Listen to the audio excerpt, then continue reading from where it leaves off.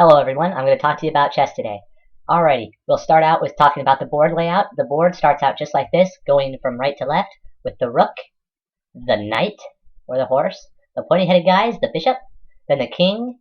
The queen always starts on her own color, so in this case, the white queen on the white square when you set up the board, and the black queen on the black square when you set up the board, and then the bishop, and the knight, and the rook again, with all the pawns in front. Alrighty. So now, moving on into what each piece can do, a pawn can move forward 2 spaces on its very first move, and that is the only time that it can do it, on its very first move, starting from this space. The rest of the time, the pawn can only move forward 1 space, forward, or attack diagonally. It can only attack diagonally and only move forward any other time. Alrighty, then moving on to the rook, and I'll get rid of that other thing. Moving on to the rook. The rook here is able to move as far as he wants. Let's get a different color. Move as far as he wants, horizontally or vertically, moving in these directions. He can only go in those directions when he has a clear place to go. Alrighty, and then the knight. The knight is the only piece that is able to jump over other pieces, and his motion is to go forward 2. In this case, he could jump over this pawn, forward 2, and then either right or left.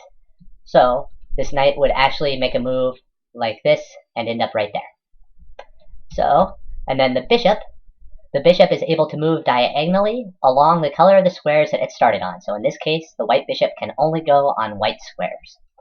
The king is actually very weak, just a little stronger than pawns. He can only move 1 space in any direction, just like this, whenever he has a clear path. The queen is the most powerful piece. She can move as many spaces horizontally, vertically, or diagonally, just like this. She is usually your strongest piece on your board and the most heavily used. Then, again, the bishop, knight, and rook. In order to win a game of chess is won when the opposing team's king is put into check somehow, meaning that he is in danger of being taken by another piece, like a pawn or a bishop or a queen. And if he is in check and there's no way to get out of check by either moving the kings to where he's not in danger or taking the piece that is putting him in danger, well then it is checkmate and the game is over. And that is how you play chess.